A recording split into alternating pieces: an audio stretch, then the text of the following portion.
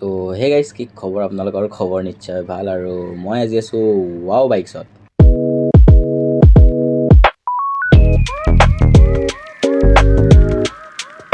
মই আহিছোঁ আজি ৱাও বাইকছত। দাৰোজনে আপোনাৰ এড্ৰেছ ভালকৈ কৈ দিব। আৰু এড্ৰেছটো তোমাৰ নাৰেংগী পাথৰগুৱাৰী VIP ৰোড নিয়াৰ পেট্ৰল পাম্প। এখন পালচাৰ আপোনাৰ কিমানৰ গাড়ী হয়? এখন 150 পালচাৰ হয়। হয়, আপোনাৰ BS6 হয়। আপোনাৰ এখন আস্কিং প্ৰাইচ কিমান ৰাখিছে? আস্কিং প্ৰাইচ 75 ৰাখিছে। 75 MT আছে। MT-খন হাই ডিমাণ্ডিং গাড়ী হয়, য়ামাহাৰ গাড়ী যিহেতু। এখনৰ আস্কিং প্ৰাইচ কিমান ৰাখিছে আৰু BS কিমান হয়? 1,15,000। BS6। তো ইমান কম দামত গাইজ, ইমান কম দামত এনেকুৱা গাড়ী নাপায় ক'ব গ'লে। ইয়াত ধুনীয়া কণ্ডিশ্যন আছে, ইঞ্জিন চিল ইঞ্জিন আছে, পুৰা চিল ইঞ্জিন আছে, ইমান ধুনীয়া, মানে ইমান কম দামত 1,15,000 ইমান ভাল বাইক নাপায়। কণ্ডিশ্যনটো মই বেয়া দেখা নাই, বহুত ভাল দেখিছোঁ। এতিয়া আপোনালোকে বহুতে মোক স্কুটি বিচাৰি থাকে, তো স্কুটিও আমাৰ ওচৰত আছে। এৰক্স আছে, আপোনাৰ এক্টিভা আছে আৰু এখন প্লেজাৰ আছে। তো প্লেজাৰখনৰ পৰা আৰম্ভ কৰিছোঁ। প্লেজাৰখনৰ দামটো কিমান ৰাখিছে? প্লেজাৰখনৰ 45 ৰাখিছোঁ উইথ পেপাৰ। আৰু এক্টিভাখনৰ 55 ৰাখিছোঁ উইথ পেপাৰ। আৰু আপোনাৰ এফালে আছে য়ামাহাৰ এৰক্সখন 1,05,000 দি দিম। 1,05,000 উইথ পেপাৰ। ক্লোজলি দেখাই দিবা এবাৰ।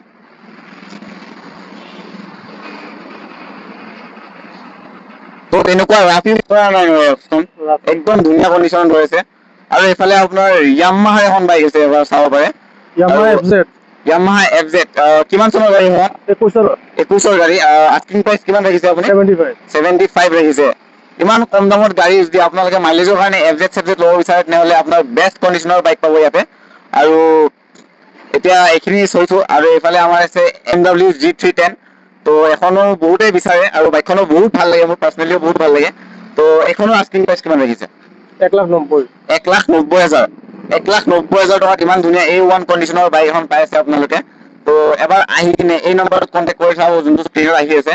তো কণ্টেক্ট কৰি এবাৰ আহি চাওক, টেষ্ট ড্ৰাইভ হৈ যাব দাদা। আৰু টেষ্ট ড্ৰাইভ হৈ যাব। আৰু 3,000 কিলোমিটাৰ চলিছে। 3,000 কিলোমিটাৰ চলিছে। ইমান কম চলা এখন বাইক আপুনি 1,90,000 টকাত পাই আছে। আৰু আহিলে কিবা এটা নেগচিয়েটো হৈ যাব। তো হৈ যাব ন? তো এতিয়া আমি এইফালৰ পৰা এইফালে যাম। এইফালে আপোনাৰ ৰয়েল এনফিল্ডৰ বাইক বহুত কেইখন দেখিছোঁ, আৰু R15, হোণ্ডা 350।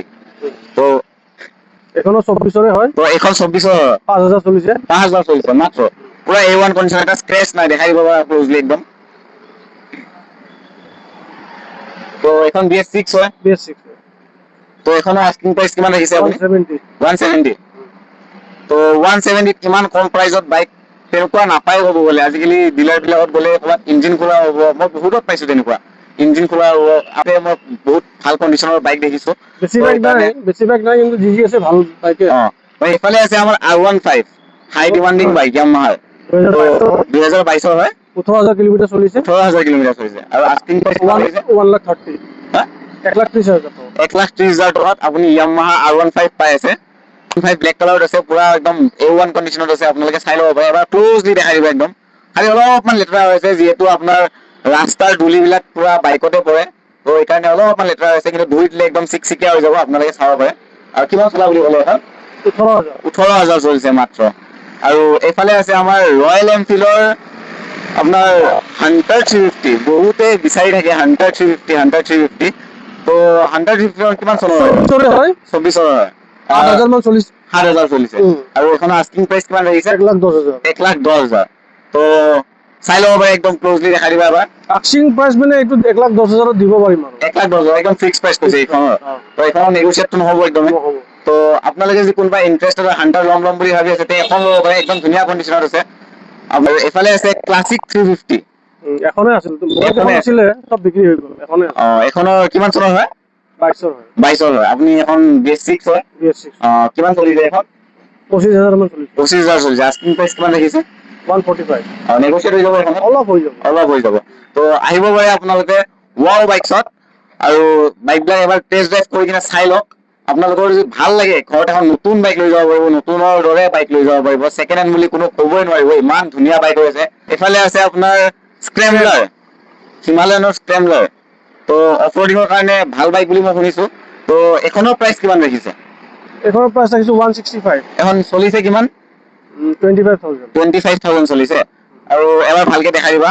আগৰ চেক্টৰ দেখা দিবা আৰু এখন আপোনাৰ আস্কিং প্ৰাইচ কিমান দেখিছে 165 165 আৰু 165ত ইমান ধুনীয়া বাইক এখন নাপায় ক'তো তো এবাৰ আহি চাওক এবাৰ ধুনীয়াকৈ চাই লওক বাইকখন আপোনালোকৰ যদি ভাল লাগে লৈ যাওক ঘৰলৈ আৰু এইফালে আছে আপোনাৰ হিমালয়ান 450 এখন BS4 হয় 2019 মডেল BS4 2019 মডেল আৰু এখনৰ আস্কিং প্ৰাইচ 1,30,000 1,30,000 কিমান চলিছে দাদা 48,000 চলিছে তো আহিব পাৰে আৰু আপোনালোকতো বহুতখিনি বাইক দেখালো আৰু এতিয়া বাইক আহিব আৰু বাইক আহিব নতুন ষ্টক কেতিয়া আহিব আহিব এইটো মাহটো গ'ল নেক্সট মাহত আহিব নেক্সট মাহত আহিব মানে ঈদৰ পিছত আহিব এইটোৰ পিছত আহিব তো গোটেইখিনি বাইক দেখালো আৰু যেতিয়া নতুন বাইক আহিব মই আকৌ এবাৰ আহিম আপোনালোকৰ ওচৰত ভিডিঅ' লৈ কিনে তো আপোনালোকে যাতে এই ভিডিঅ'টোত মৰম দিয়ে আৰু তো ঠিক আছে আজিলৈকে এইখিনিয়ে আছিলে তো নেক্সট ভিডিঅ'ত আকৌ এবাৰ লগ পাই আছো তো বাই বাই